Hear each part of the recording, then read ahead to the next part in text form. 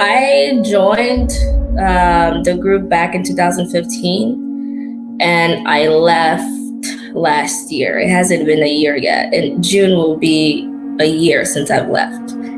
A year since you left. And you said you joined in 2015. Yes.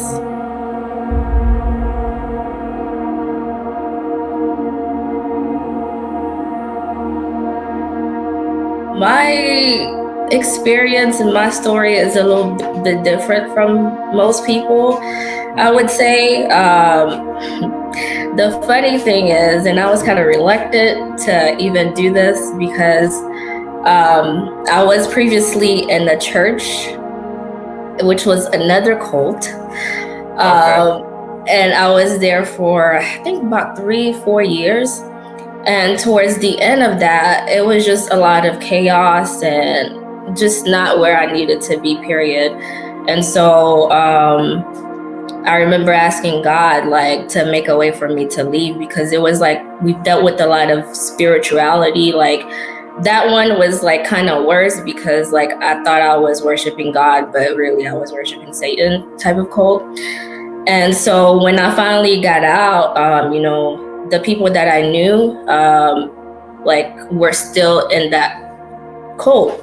And, I saw them, they were earnestly seeking God too and all that. And I wanted to move on from that and also seek God for myself, but with a different church. And one day I was at the mall, and this was back in Florida, in Tampa. And I was at the mall there, and two people just like came up to me and was like, hey, they didn't necessarily say, have you heard about God the Mother? But it was something about the female spirituality. Like, they basically asked me the question in a way that caught my attention. I was like, no, I've never heard of that. And at that time I was seeking for a new church.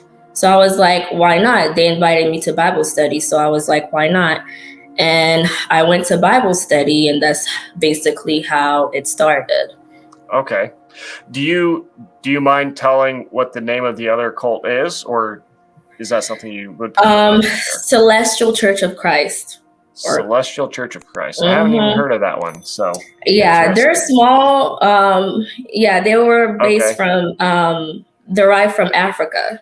So this one is different. Oh, weird. Interesting. Yeah, I've never heard of that. But so you were out of that specific group for not very long before you got into the Church of God, right?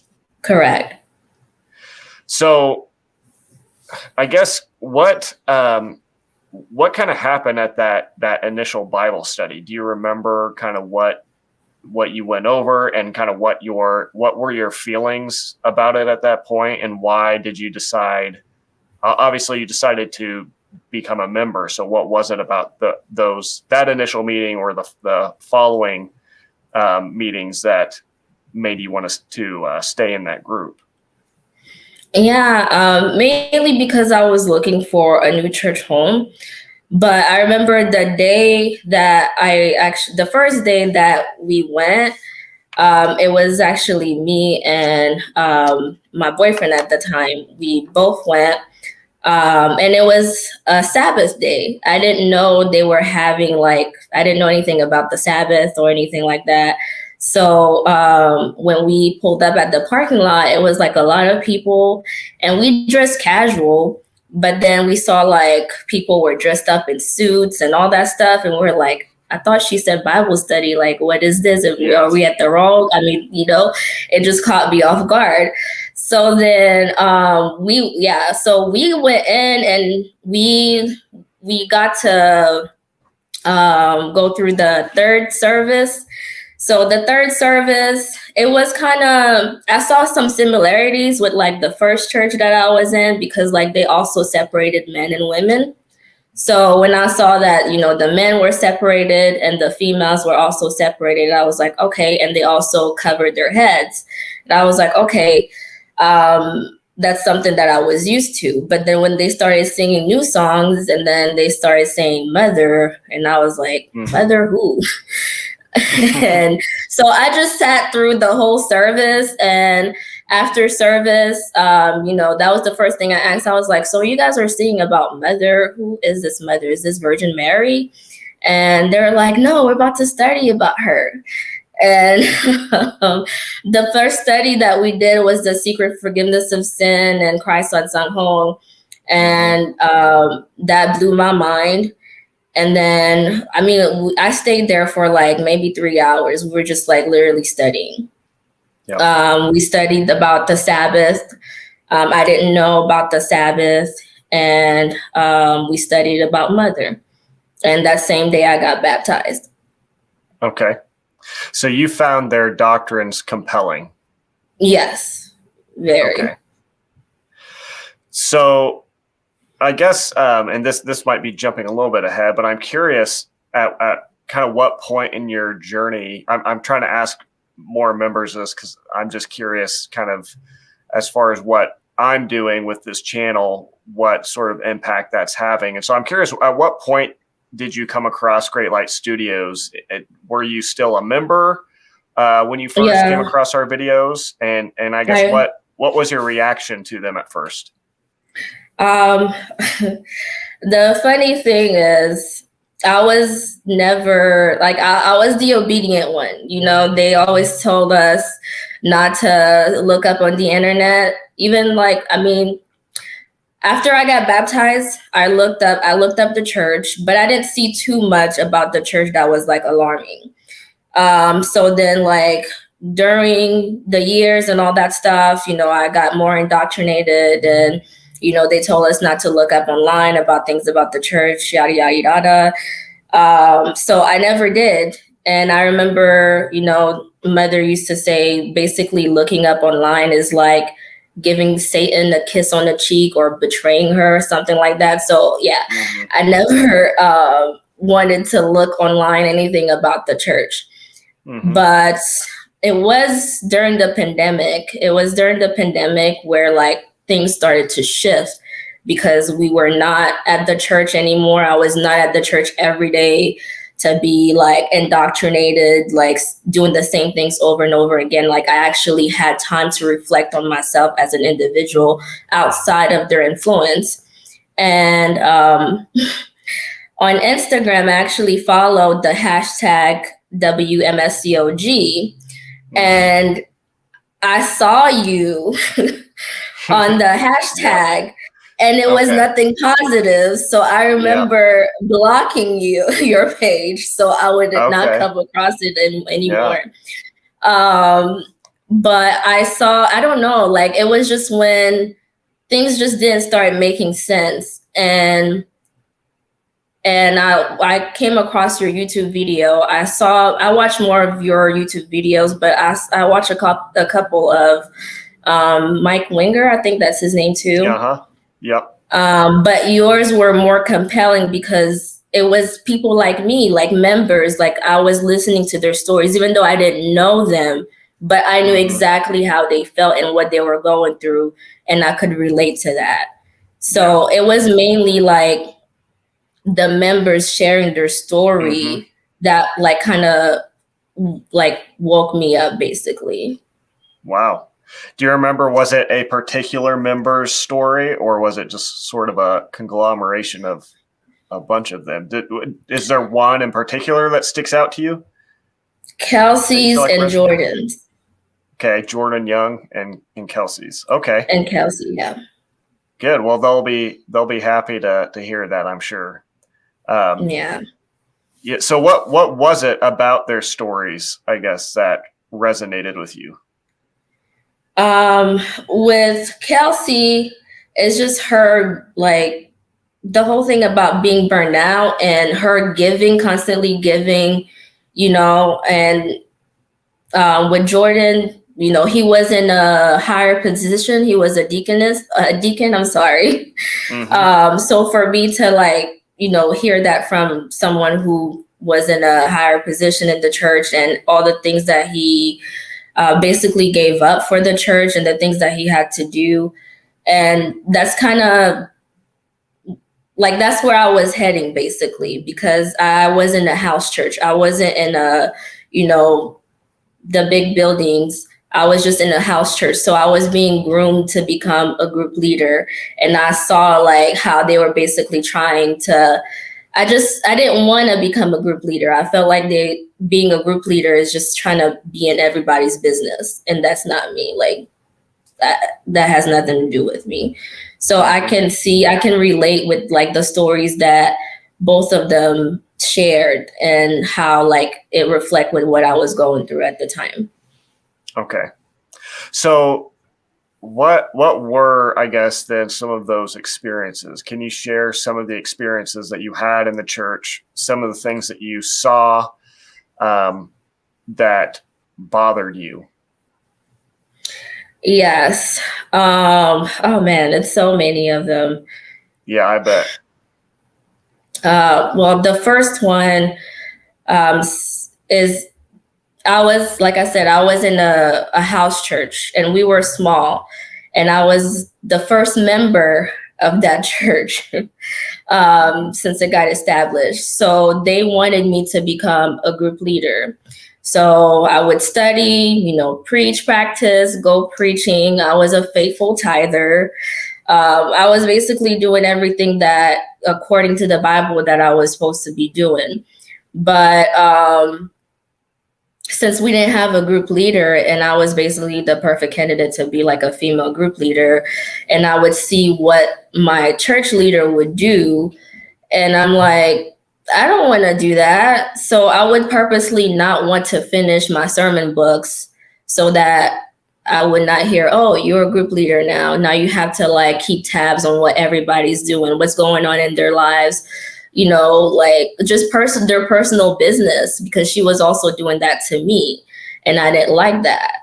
So that's one. And the second one was just like how the leaders just always fighting. And for me, I think it's because, I know because the arranged marriages, like I saw a different perspective on like arranged marriages. I feel like if they met like on the street somewhere, they would never marry each other because they're not compatible. But they would be like, yeah, it was just the constant not in agreement with each other because they're two different people. And I didn't want that to be my life. Like it was hard for me to even date. And I didn't want that to be me at all. So that's one or two. Just being robotic. Like how they're so robotic about everything. Like it was just not me. Yeah. Did you notice that while you were still a member, the robotic kind of nature, or was it afterwards that you noticed that? Yeah, even while I was a member, I remember like I would bring people to study, and before, if they agree to come and I know they're actually coming, I would tell them, hey, don't be weirded out, if they start saying God bless you, blah, blah, blah. I didn't know it was love bombing then, but I know now it's love bombing. But I would tell them ahead of time, hey, don't be weirded out if they say God bless you for everything, or like they're just up in your face, just smiling at you, saying God bless you. They're just really nice and all that stuff. Like I would just tell them ahead of time so that they would not be weirded out. But I hated that. I'm like, why can't you guys just be normal? Just say hi, or like someone say hi to them, they can't say hi back. Oh, God bless you. Yeah. It just takes out the real meaning behind the word God bless you, because you say it so much. It's like you just say it, not because you mean it, but just because that's what you say, know? And I hated that. That's, I see that. For one thing, I saw that when I went into one of the churches years ago here in Wichita, and, we couldn't get through the building. They were showing us through the building, and we probably heard God bless you 50 times. But even today, on the YouTube channel, what's ironic is members will come onto the comments and they'll say things like, they'll basically write out in the comments this whole curse of like, you guys are blinded by Satan. You're on your way to hell. you guys are liars and deceivers, and the judgment of God is coming upon you. And then they'll end it by saying, God bless you at the end, as if like that means anything. And so it just shows how, like, exactly what you're saying, robotic and forced it is. They're not saying that because they mean anything by it, or because it means anything to them. They've just been programmed to say that. Yeah. Did you, did you see those sort of behaviors in other members, and were you able to recognize, I guess, that was just fake and empty, or did you kind of feel like maybe, did you kind of start to participate in that as well? And do you feel like you noticed yourself becoming robotic?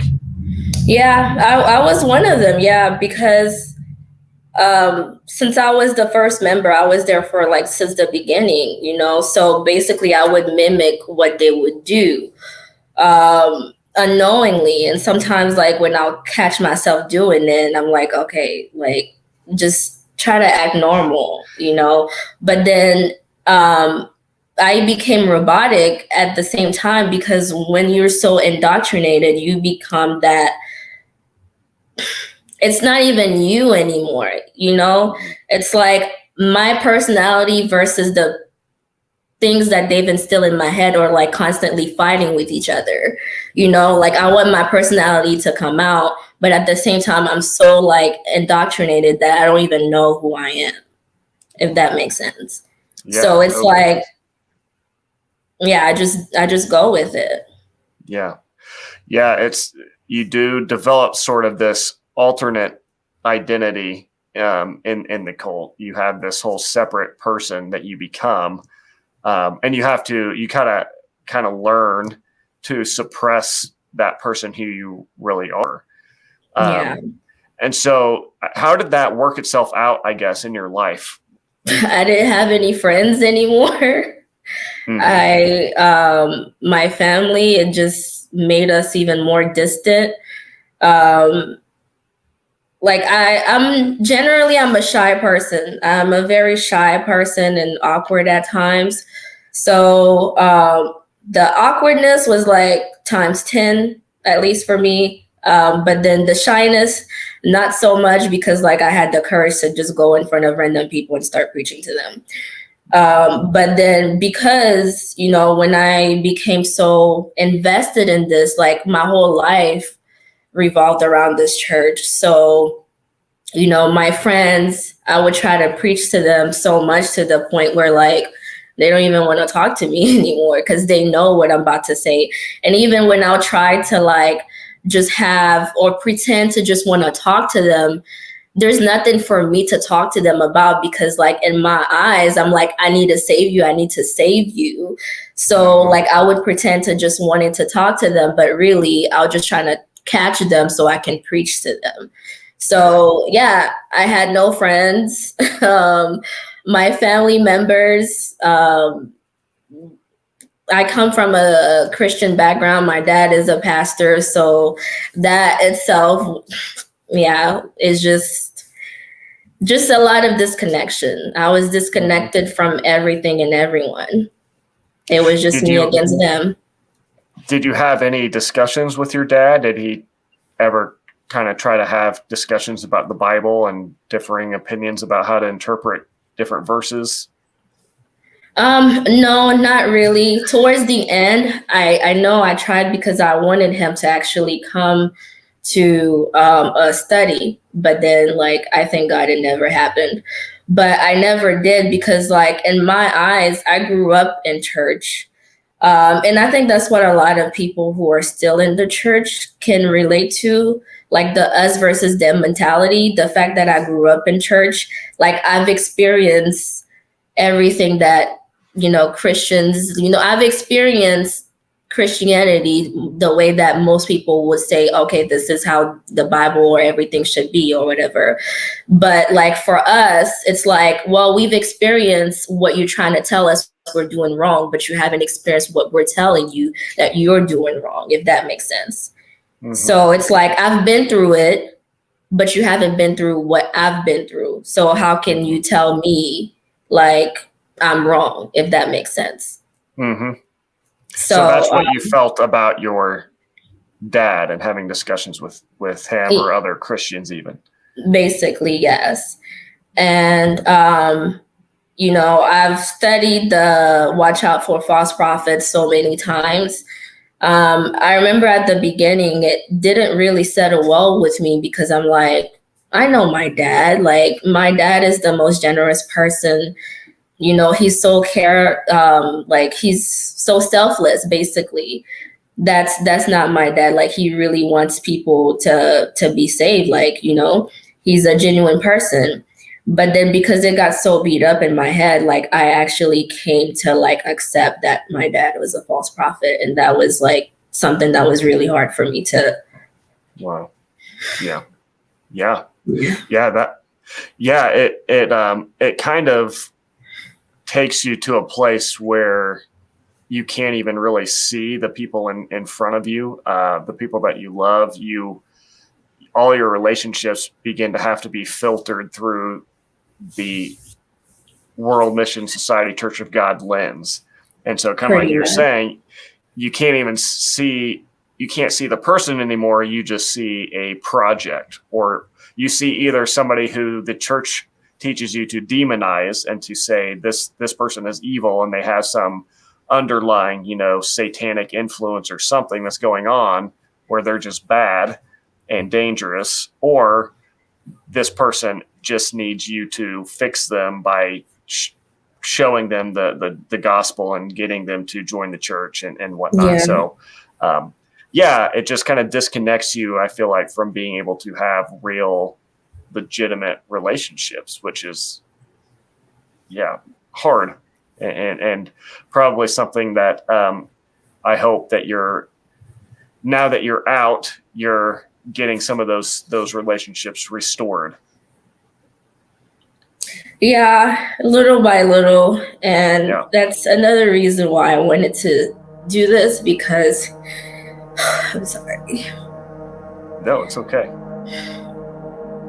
It's just this has damaged a lot of my relationships, and I haven't even had the courage to tell my parents. I know they know, but I haven't sat down with them and tell them this is what happened. This is what I went through, and I'm no longer part of this anymore. So you're saying that they're not fully aware that you even necessarily what you were involved in? No. Okay. No. Yeah.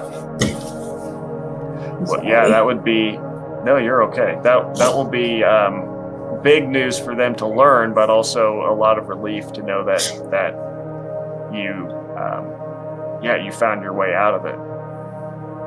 Yeah. And it's crazy because I never thought this would be me. I was so I really felt like that church was the truth, quote unquote, the truth, as they say. I remember one day we were having some type of event, and it was on a Saturday, but it was in between service. So I went, but I had to go back. And I remember on my way back, my brother was like, so what is it with you? Like, why can't you just stay? Like, if you miss one Sabbath, are you gonna die? And I said, yes, I'm going to die. That's how I firmly believe. I'm going to die spiritually if I miss a Sabbath. So yes. And I remember in the back of my head, I was like, the day that you don't see me, you should be worried. You should actually be worried if you see me not keeping a Sabbath. So I never even thought I would be here telling you my story and telling not being involved in that church anymore. I never thought this would be me. I remember also my church leader telling me stories about pastors leaving the truth and all of that. And that used to be so shocking to me. I'm like, how can they leave the truth, And I would pray to Mother, and I would be like, Mother, please, don't ever let me leave the truth. Please help me remember like why you saved me in the first place if I ever think about leaving the truth. Like I really believe this. I really believe this group had the truth. Like this is the way that everyone in the world needs to follow, you know? Yeah. I think that's good for people to hear, because I think a lot of members, another thing that, you know, you former members who are speaking out, one response that the current members will come into the comments and say, I've seen this often, is that, you know, well, you weren't ever really a true member or something like that. Like you didn't ever really believe or something to that extent. I've heard that thrown around sometimes. But I think what you're saying, and I think what people should be able to hear from what your story is that you really believe this. And really probably did. in many ways, you did not want to be where you're at today. You know, you didn't want it here. Yeah, not in a million. Like if you would tell me 2 years down the line, like I would not be in this group anymore, like I would like, you lying. Yeah, because I'm like one that was ready. Yeah. Like I believe so much. Like if I had to die for the truth, I would die for the truth, you know? Yeah. And I suppose actually you emailed me some photos that I'll probably have pulled up on the screen of you preaching. I know there's a couple of you preaching. I think it looked like in Walmart's and at somebody's door. And so, you know, unless you just took the time to go out and stage photos, yeah, you are a real member. You believe this. You didn't want to leave, and yet here you are. But I just think right now about the people who are, you know, probably in similar shoes as you were not too long ago. Current members that for whatever reason are right now watching this video or listening to this podcast, wherever they're at, and listening to this story, probably feeling all sorts of emotions right now of fear and confusion and all sorts of stuff. What would you say right now to a member who you can think that is, you know, feeling and thinking the same things that you were not too long ago, listening to these sort of stories? What would you say to them, I guess, to encourage them first to just keep listening and hear you out? But what would you say to them?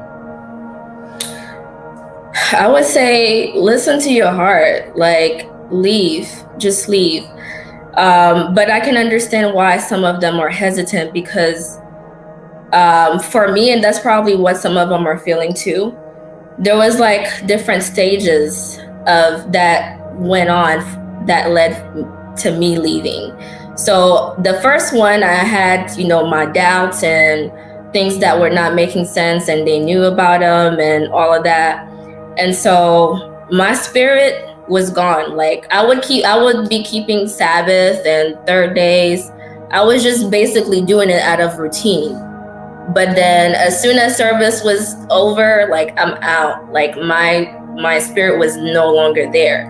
And the reason that I was still there because, you know, there's that study that says apart from me, you can't do nothing. So a lot of members, they were probably thinking, well, if I'm not in the World Mission Society Church of God anymore, then like, where do I go? Where else like could I go? And that was the thing that kept me there for the most when I was just checked out already, because I'm like, well, where am I gonna go? I need to find another church. But then it was the Sabbath, because I strongly believed in the Sabbath, and I'm like, where am I gonna find another church that I'm gonna keep the Sabbath? You know, there's no other churches that really keeps the Sabbath. So what? And so I stayed there, but then I realized, no, Berdine, you don't have to go anywhere. Like, take this time for yourself, heal, like, you know, realize what you went through. You know, you basically gave your life good years to this church for that long. You don't have to go anywhere. So that's why I left, when I realized, no, I don't have to go anywhere if I leave the Church of God. So I left, and I'm still not going anywhere. So it's okay. So this is what I would say to members that are still pondering, like, should I leave or should I not? Should I stay? You don't have to go to another church. Look at me. Like, I'm fine. Like, I am living my best life after leaving the World Mission Society Church of God. You know, like, people would think, oh, if they leave, something bad is going to happen to them. That's actually the same thing that my church leader told me. You know, they came to my house and said, well, I know things are going to be hard for you because you decided to leave. And I was like, okay, thank you. But here I am. You know, I have great opportunities ahead of me. Like, don't waste your life on this group. That's what I would say. Like, listen to your heart. If you feel like the things that you're experiencing are not right, leave, because you don't have to seek another church for you to feel like you're doing something right with your life. I don't see lightning striking you. I don't see a plague of frogs in the background. I don't see a plague of locusts or darkness. No. I see somebody who looks like, you know, you've come out of something hard, but you look happy, and I would assume you are more free inside and outside than you've been in a long time. Very much so. And I'm so glad you brought that up, because that is probably the number one question I get asked from, I think, members who are on the verge of leaving is, where do I go? If we leave this church, then what? And there's sort of this assumption behind that question that even within the, you know, the Christian thought and belief, that there has to be like there's one church out there, one organization who has to have it all right, and I got to find that one church. And I think that's just a false assumption that I don't think is true. I think you're going to find elements of truth in a lot of different groups, but I guarantee you're never going to find one group who's got a monopoly on all the truth, who has it all figured out. And I think just look at Christianity itself. Look at all the thousands of, you know, denominations and different ways of interpreting the Bible and differences of doctrines, and realize that, nobody has this all figured out. And I think that's okay. I think if God wanted us to be 100% clear, he would have made it a little bit more easy for us to come all to the same conclusions about things. But I think you're absolutely right. It is totally fine and good to do what you're doing, and to say, you know what, for a little bit, I'm just going to step back. I'm not going to go anywhere. And you know what? If you do that, again, lightning's not going to strike you. You're going to be okay. And, you know, if God is the loving Father who the Bible talks about that he is, then why would the burden be on you or on me to figure out how to find him, right? Isn't he supposed to be the shepherd who comes and seeks us and finds us? So it's not your job to make sure you figure out the right place to be and the right place to go, and you get all the things right, or else, you know, you're going to get blasted into hell. I don't think that's the God that we see in the Bible. The God of the Bible, what Jesus explains to us is that he's like a shepherd who, I think, seeks after those who are lost. And I don't think it's our job to have to figure that out. And so I think you're in a great place. And, I've heard of members who put their Bibles away for years because they can't even look at their Bible without it triggering all these emotions and these thoughts that the WMSCOG instilled in them. And so anyways, I'm really glad you shared that, because I know so many people have that question that they're just wrestling with. So. And that's a good point. It shouldn't be a burden to me if I'm earnestly seeking God, for me to just go out there and put myself trying to find God when God knows that I'm seeking him, and that was one of the things towards the end too, because, You know, you get that, you hear that all the time. Like, you know, this church is the truth. Like we should be we're so blessed because we're the only church in the world who has the truth. And in my head, you know, towards the end, it just didn't resonate with me anymore because I'm like, there's always two sides to every story. You know, you say that we're the truth, but you guys withhold information from your members. So how are you the truth, but then you purposely withhold information from your members because you don't want it to come to the light, but yet you just want people to just accept and hear your side of the story. What about their side? You know, and it just didn't sit well with me. I'm like, there's always two sides of every story. You know, it's not just about you guys, because I'm sure the same way that, you know, people that are in the World Mission Society Church of God thinks like, oh, they have the truth. Trust me, the same feelings and emotions that you feel inside, another group will feel the same thing towards what they believe if they think that it is the truth. So exactly. That is such a good point. Such a good point. That, you know, for those of you, and I mean, and that's the case for any group. That's something that's hit me so hard, because we all, you know, as religious people, we all get into these states of mind and emotions where we think, you know, we sort of self-comfort. We comfort ourselves with this thought, this reminder of I'm in the truth. Mm-hmm. I've got it right. I'm the blessed one. I'm the one who's favored by God, and all these other poor people just don't have it right like I do. Mm-hmm. And really, when you step back and look at that, you see how much arrogance and how much like self-centeredness there is in that, to think that of all the billions of people in the world, I'm the one who got into, you know, the in group somehow, and everybody else is outside on their way to hell. Mm-hmm. But yeah, that's the way you just worded that everybody in those different groups, whether you're a Mormon, a Jehovah's Witness, even an evangelical Christian, you know, wherever you're at, everybody is comforting themselves with that same sort of thought of I'm in the truth. I've got the truth, and those people over there are lost, and I need to save them. And everybody's thinking that about each other. And so that doesn't necessarily mean that you know, there isn't truth to some of these things, but it should at least make people step back and say, how do I really know that what I'm believing is true? Because everybody thinks that what they believe is true. So how do I know I got it right? And and that's kind of where you got. So I think that's great that you were able to recognize that. Yeah.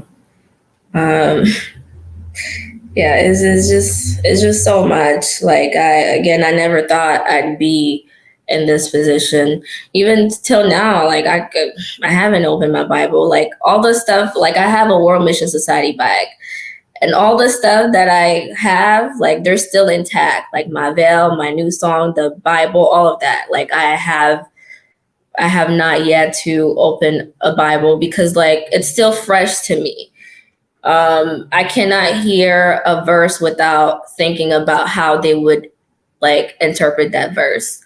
Yep. So I'm still and I guess I'm still healing. Yeah, absolutely. So, you know, one thing I think is that people probably hearing some of what was just said, members will say, you know, okay, so you're just basically just leading people away from God. And I think just, you know, that's not even what I see you doing. I don't see you running away from God right now. You know, you're not just going into this godless place, but you're going into a place of more, I think, honesty and intellectual integrity, and just even being able to be in a place to say, you know, you're looking for the truth, you know, and if God wants you to find truth, then it really is on him. And so right. I guess I just wanted to put that disclaimer in there that this isn't, you know, this is a push for people to just not continue to swallow, you know, things that they're just being told to swallow, and they don't really have a rational reason to continue to believe what they're believing or do what they're doing. I think if the Bible is true and if God is who he says he is, then, and if the truth is the truth, then it should be able to hold up to scrutiny, to examination, and to, hard questions. That part. Yeah. So you're out of the group. You're still wrestling with some things.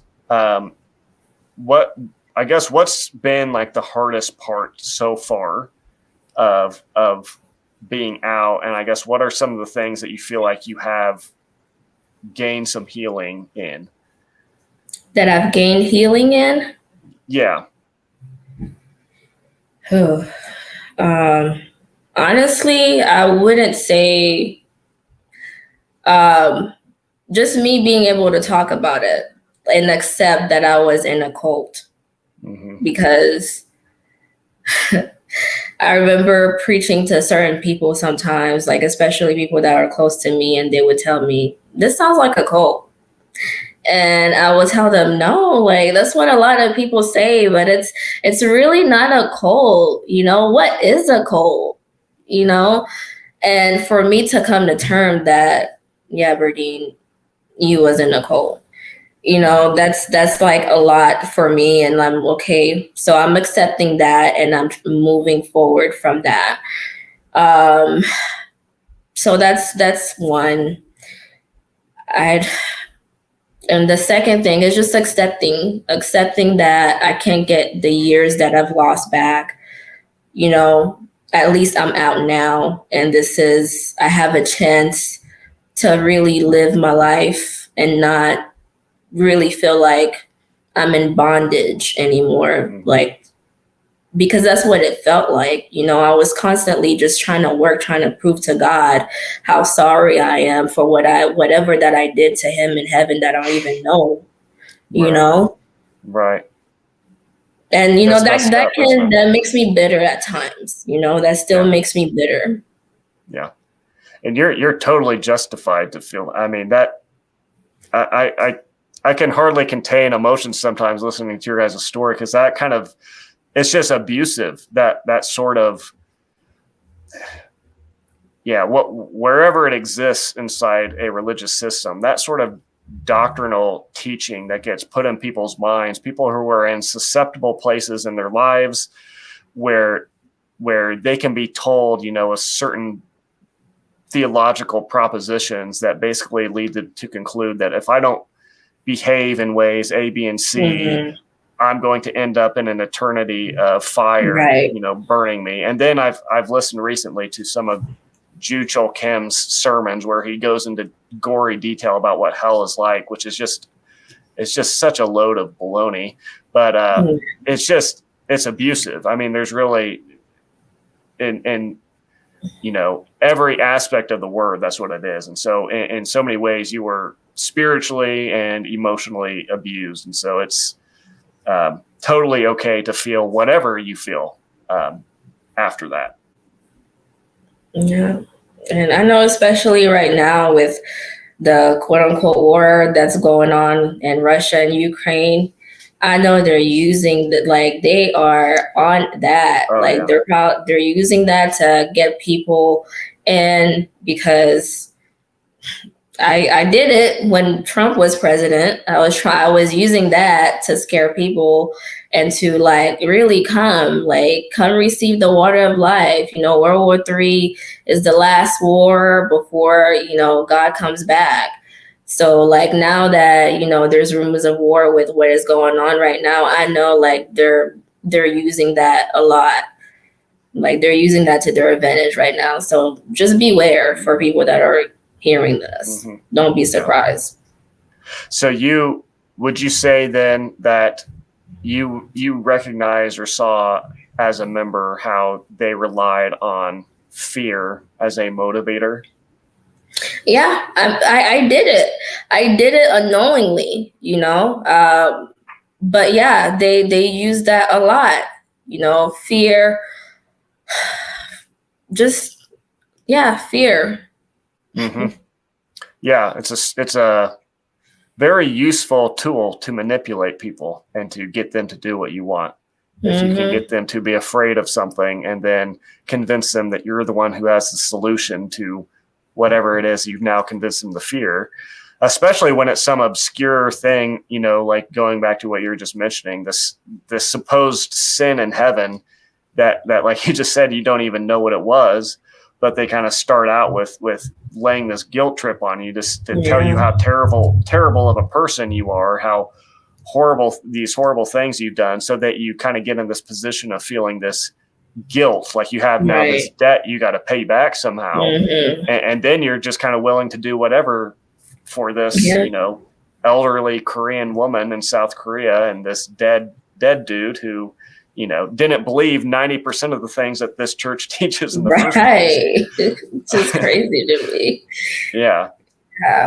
And it's crazy how like they really use that and beat up the members with that, saying how like you have to repay father and mother, for all that they've sacrificed for you. How like father like climb mountains in the heat and in the snow to save souls. It's like, basically we have to relive that life that he did for us to be justified. When really there's pictures online of An Sung-hong enjoying his time in the lake, having a 3-tier birthday cake. Where are those pictures? Well, I'm not, right? Yeah. And I'm not like a expert or a psychologist or relational therapist or anything, but I would, what you're describing there seems like really similar to, descriptions I've heard of like just abusive style relationships, even if it's between like an abusive husband and wife, and just the sort of the dynamics that will go on there where, the husband will lay on these guilt trips of, I do all these things. I work hard to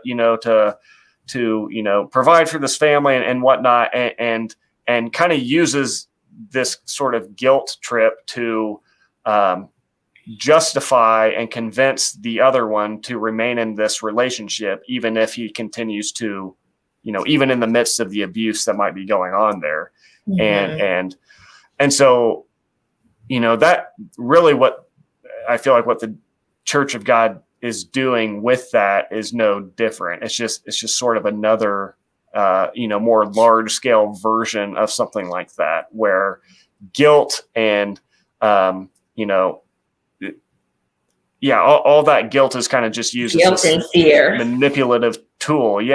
To convince the other person to continue to, do what they want them to do. It's messed up. It's pretty messed up. It really is. And I just also want to use this to also apologize to my family, to my friends. I thought I was doing what was right, I really wanted to save them. So I want to apologize for creating whatever it is that I created. I want to take this time and apologize. One of the things that I care about my family a lot, and I used to write to mother a lot to save them. Like one of the pictures that I sent was like Siri suggesting me to write a letter to mother. That's how much I write to her. And it's just really messed up. Like I can't believe that was me then, but I was so disconnected to so much that I thought what I was doing was right, and people who are in the church can relate to this too.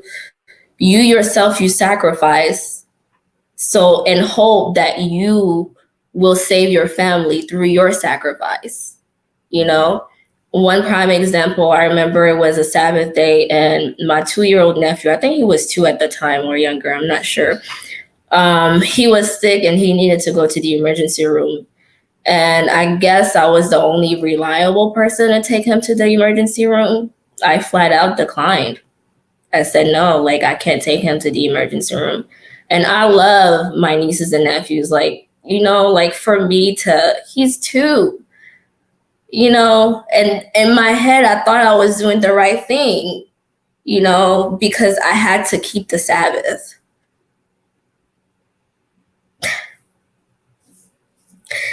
Like I feel so bad about it till this day. I feel it's like one of the many scenarios of like things that I probably have done to my family unknowingly because of this cult. Yeah.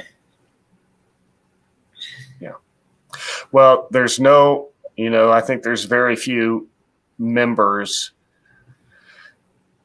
who are in this group, very few people who I would say are bad people in any way, and that's certainly not you. At no point were you or are you bad for doing what you did. This group kind of jumps on the opportunity of people's goodness. It almost seems like they people's good intentions and their good desire to be a good person, or to be reconciled with God, or to help their family to avoid hell, and they use all that and kind of all that desire inside a person, and they kind of manipulate it into the direction they want it to go to serve the purpose of the church. And so that and most of them, they don't do it. Thought was right. Most of them, they don't do it like knowingly. They do it unknowingly. Not. And I also, like, this is not to bash, this group at all. This is me practicing my freedom of speech and sharing my story. Like, people can do whatever you want, because at the end of the day, it's still your life. Just choose wisely. But the people themselves, like, they are like one of the nicest, best people that I would say I'll meet. But outside of the group, you don't have a connection. So they're not doing that intentionally. They think that they're doing that to save you, but really they're damaging you. That's what they're doing. Yeah.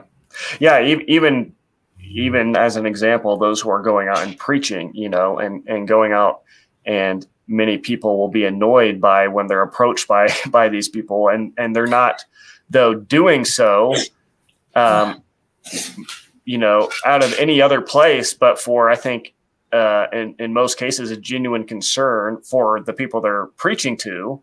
Yeah. And also, in many cases, a genuine concern, unfortunately, for their own souls, fearing that if they aren't preaching enough and doing what they're supposed to be doing, then, they aren't secure themselves. And so, really, it's just this unfortunate scenario that is underlining all of it. At fault is not the individual members, even the ones right now listening to this video and having all sorts of horrible things to say about both you and me. I don't fault them even. I know that they are just products of the brainwashing and the programming and the manipulation that they've been subjected to. But they, I think 99% of them are good people with good intentions. Right. And the thing is, like, whenever they teach you about heavenly family and all that, they also teach you, like, if someone was talking bad about your parents, would you just sit there and allow them to talk about bad about your parents? No, you would take up for them. So this is where like the members that you see on the comments that are like just like being defensive, that's what they're doing, because in their mind they think they're protecting Heavenly Mother, Yeah.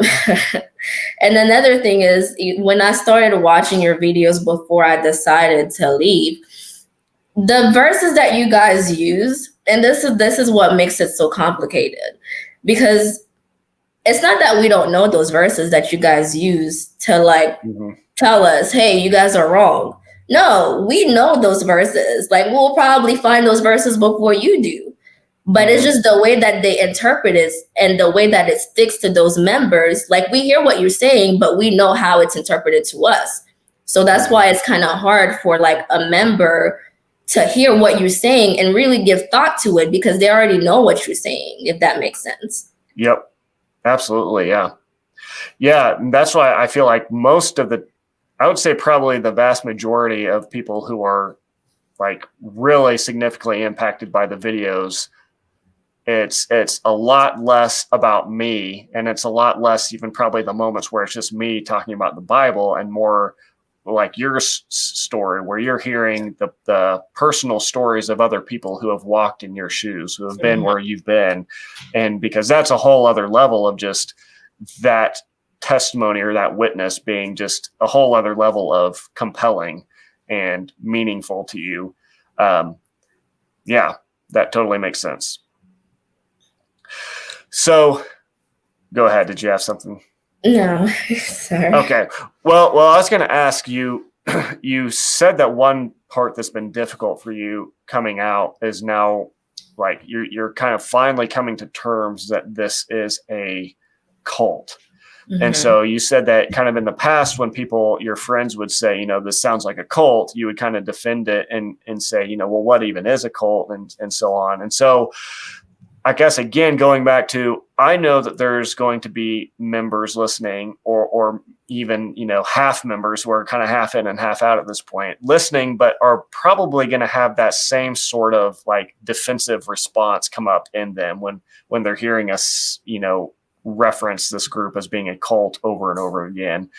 And so as you look back on it now, as you kind of, now that you're maybe at you are at a distance from this group, being able to look back and see more of the full picture of it, why do you call it a cult? Like, what are some of the characteristics that you see in it that you would say identify it as a cult? You don't think for yourself. You think you do, but you're not thinking for yourself. You know, everything that you do, you basically need approval when you're a grown person. You know, like you constantly have to like report to someone. Like they're basically controlling you without you feeling like you're being controlled. So like, think about that though. Like, what freedom? You don't have the freedom to think and do, like, not, I wouldn't say as you please, because they will probably think like, oh, if you do as you please, you're thinking about the flesh, blah, blah, blah, blah. No, just like simple, like just the smallest thing, you know? Like, you have to report everything, every detail you have to report to the person that is above you. Why? Am I at work? Is church work now? So you don't have you may think you have the freedom, but you really don't have the freedom. And the sooner when you distance yourself from the group, then that's when you start realizing that. So you definitely saw aspects of mind control in this. Yeah, basically. Yeah. So do you, I guess, did you feel like, in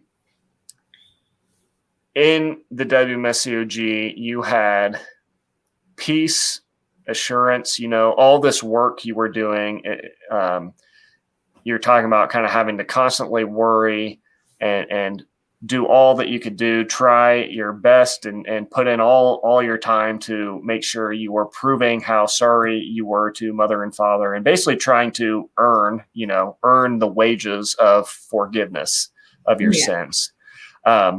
Did you ever reach a point where you felt at peace with God, where you felt like you were good to go and you just had assurance and confidence?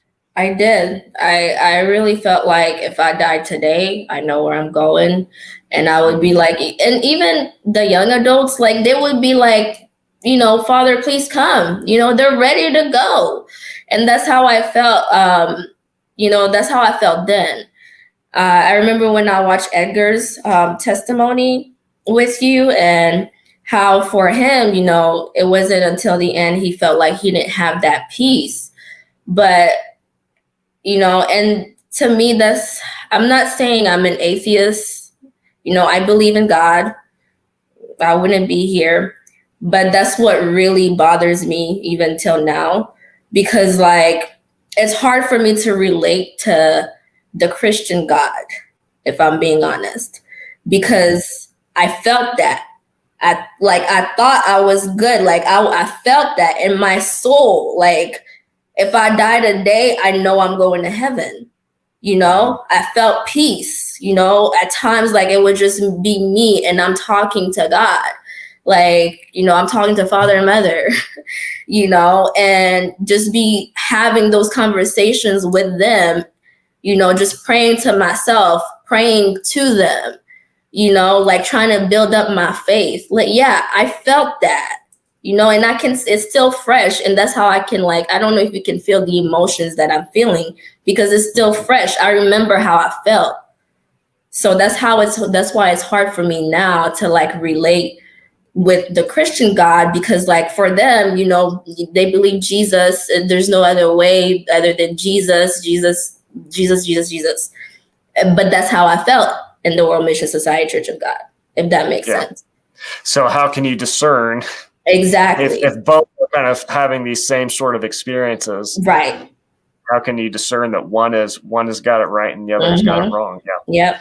I can relate to that 100% because, that's actually something that you're kind of articulating struggles that I've had, deep struggles in my own faith, and things that have really been stirred up even more so by having conversations like this, because I've had those same experiences, with God, and these moments of just feeling so deeply connected and this deep sense of peace and just confidence of the truth.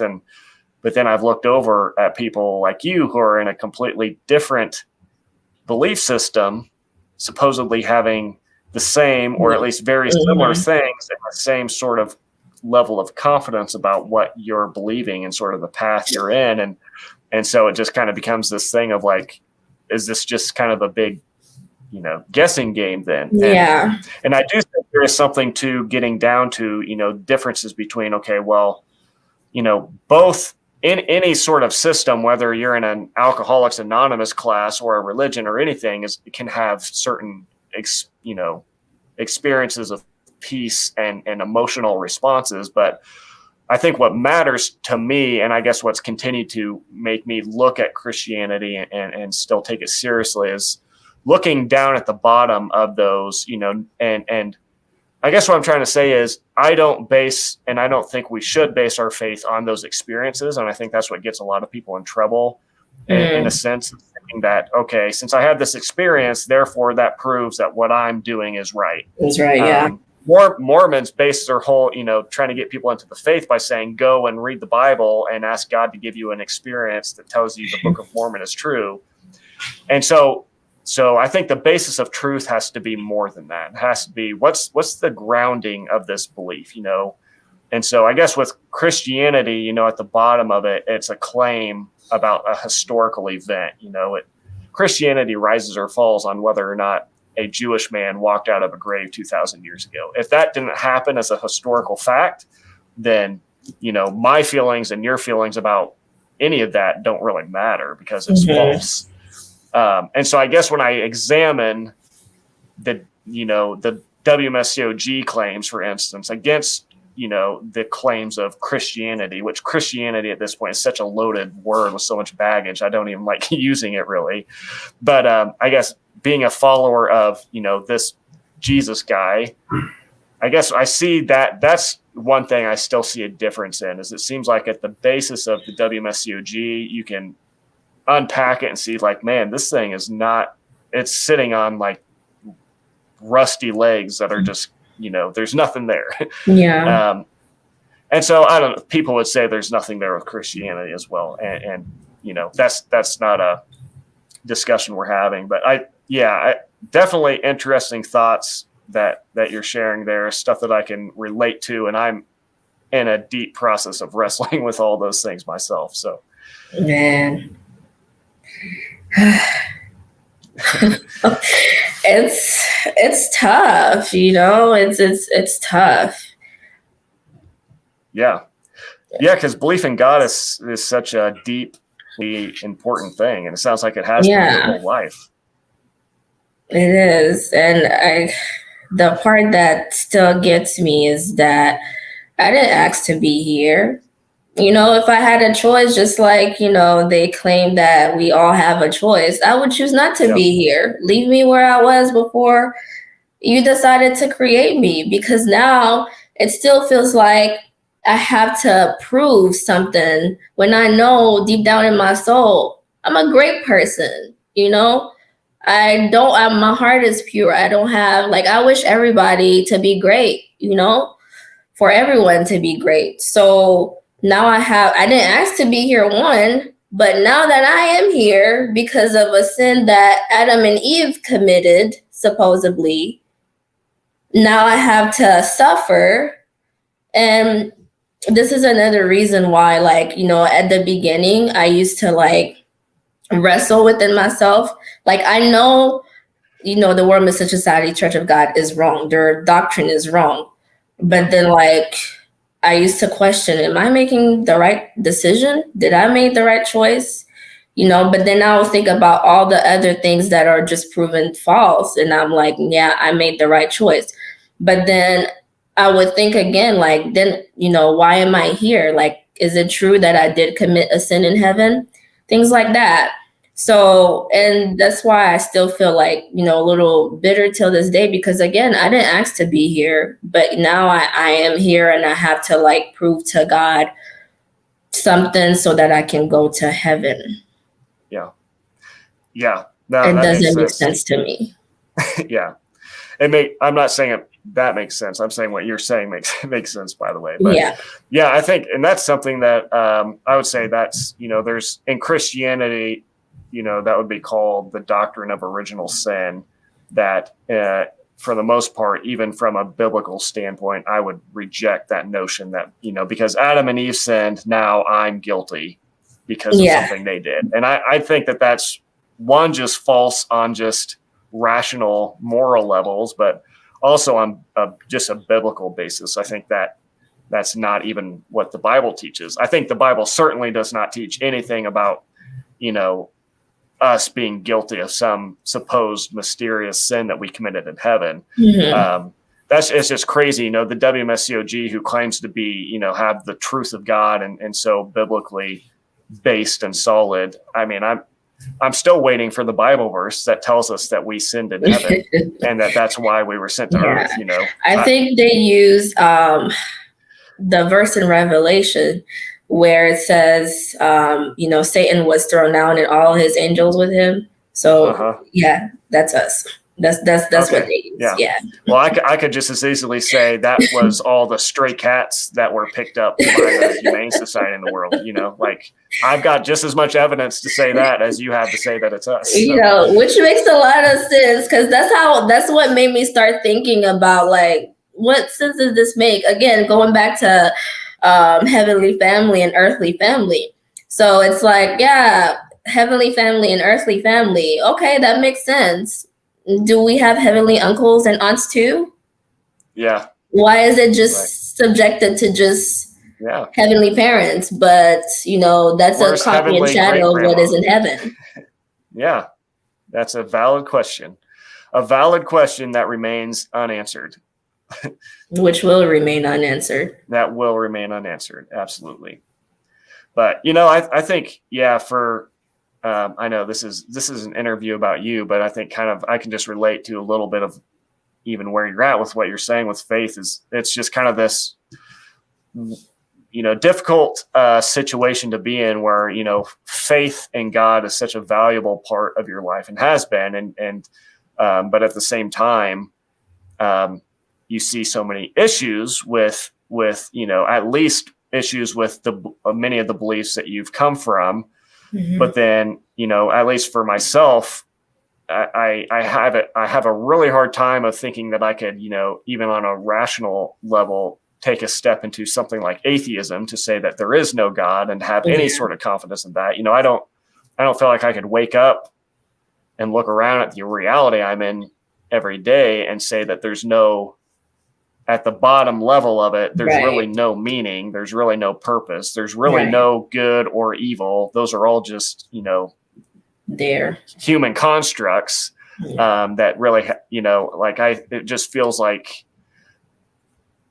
there's almost a self-evidence that there is good, real evil. There is real meaning and all that in life. And I have a hard time grounding that in anything but a creator that lives outside of our space-time reality. And so I can't say I don't believe in God because I'm here. I had to be created. But besides that, there's like a big question mark. Yep. And I think that's an okay place to be, I think.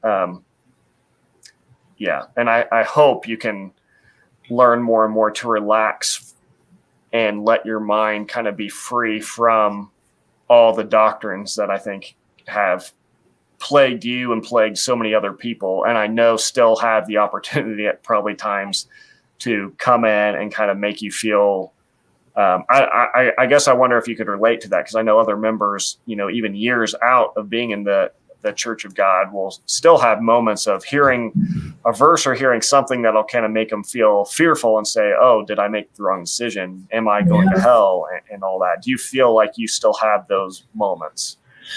Right now, no. I'm still coming to terms with a lot of things. Like I know for a fact that group is not the truth.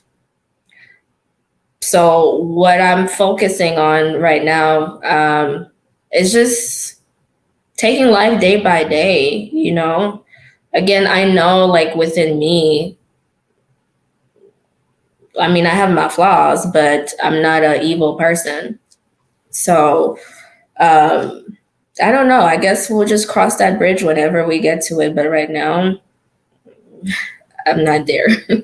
Yeah.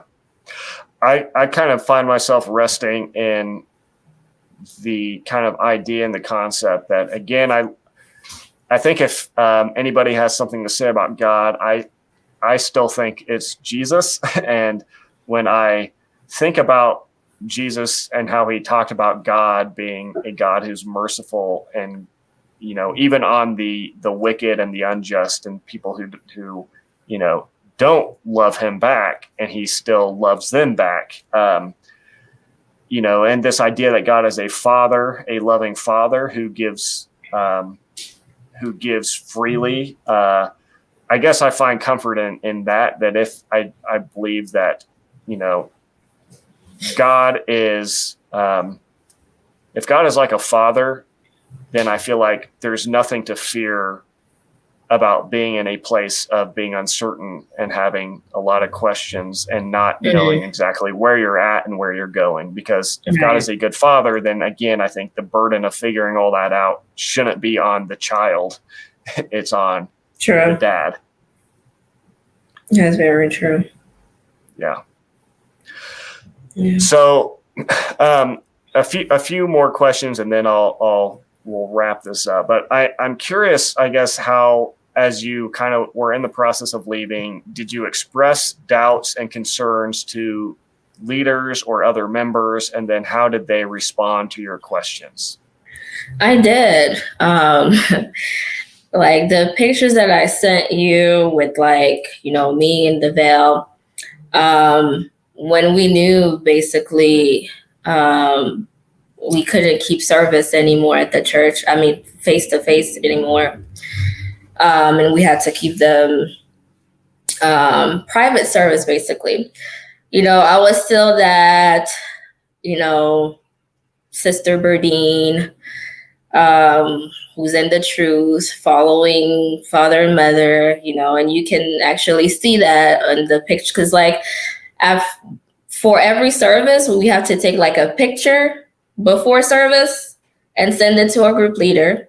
And after the service, we have to take another picture and send it to our group leader as proof that we kept service, right? And, I had, my smile on and everything, but as towards the end, you could see, like, I went back and I had those pictures and I was like, wow, you could see that I was over this. Because, like, my smile was gone. I was just there, I'm sorry, what was the question again? No, well, I'm just wondering, like, you're in that process as you kind of expressed questions. Oh, yes. How did they respond? So I did, because they saw like a change in my behavior. So at first I didn't want to tell them, what was going on with me. I just wanted to figure it out myself. And whenever I told them, I have questions, it was mainly about Unsung Hong year of baptism, because, it shows that he wasn't baptized in 1948. So if he wasn't baptized in 1948, then who have I been praying to this whole time? And so, the excuse again was, yeah, he wrote it in his Bible, but the records were burned in the fire. And yeah, so it was all those excuses, but then like it was one thing after another. And so they started studying with me again. And I'm like, you studying with me the same subjects that I know is not answering the doubts and the questions that I have. Like, you just can't. Like, I've been a member from the beginning, so I know the process of when they feel like someone is quote unquote falling away. So they were basically doing that to me. And I know they were doing that to me. So it wasn't working.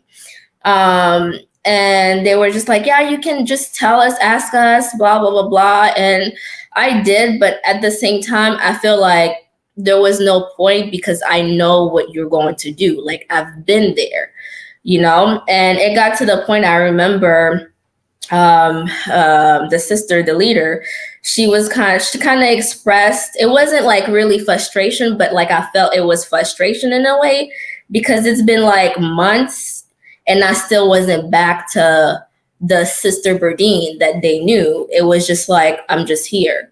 And she was like, I just want my sister Berdine back. It's been so many months. Like, what's wrong with you? Like, so yeah, I did express that to them, but I know, like, they even discourage you. Like, let's say, because whenever they're doing a study with you, they just flip from page to page to trying to connect the point, right?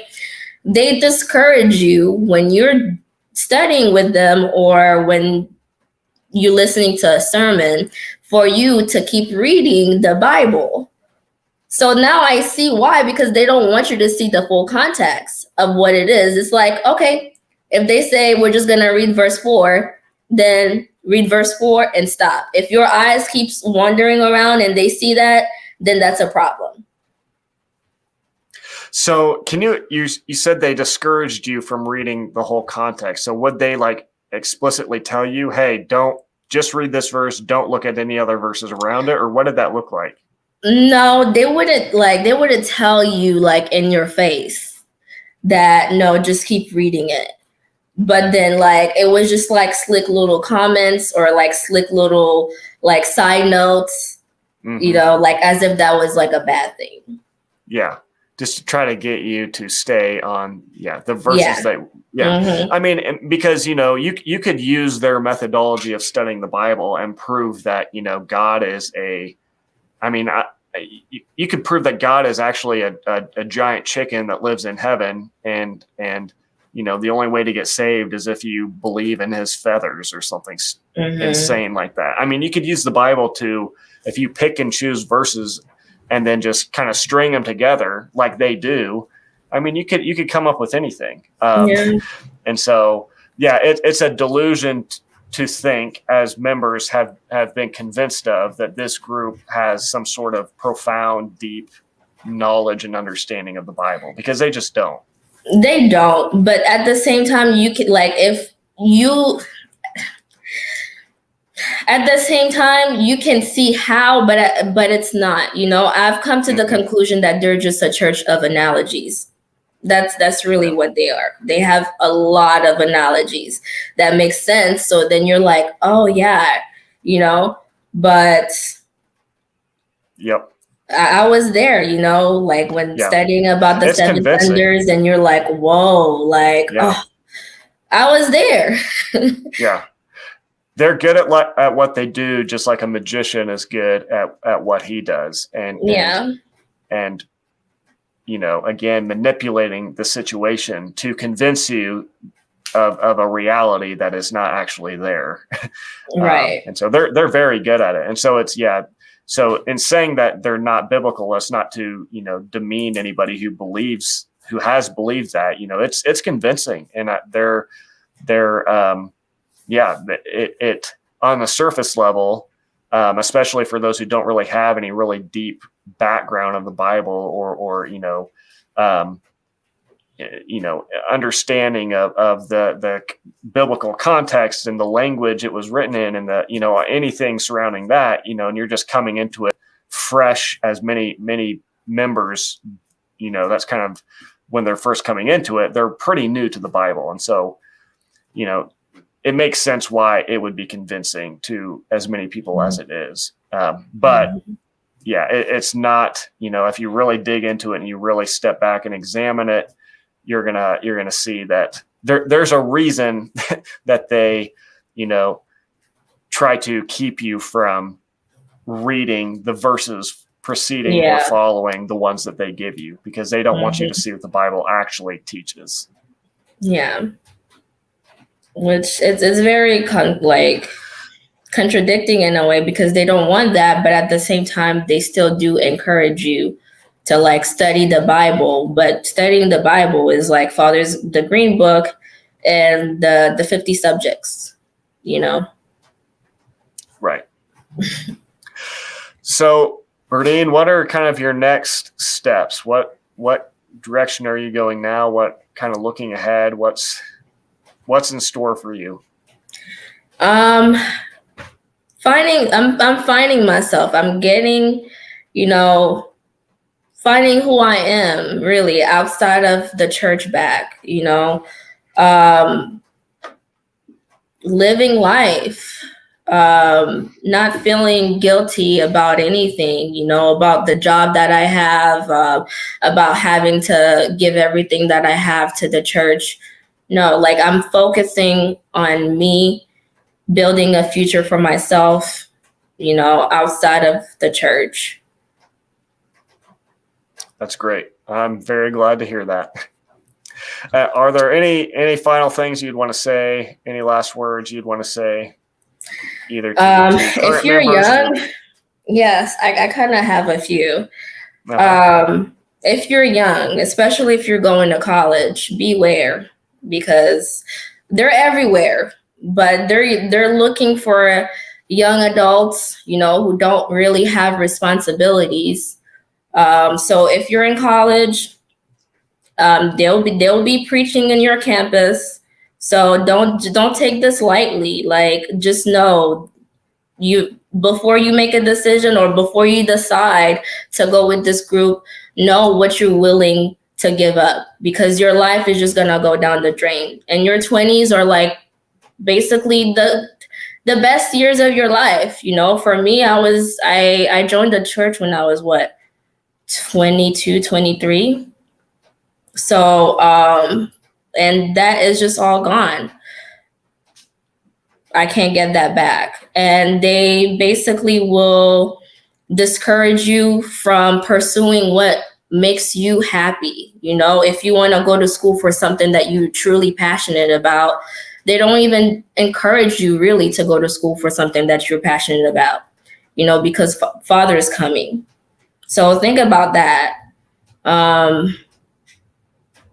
And for members that are still in the church, or even people that don't understand the World Mission Society Church of God, we're regular people. Don't think that this can't happen to you.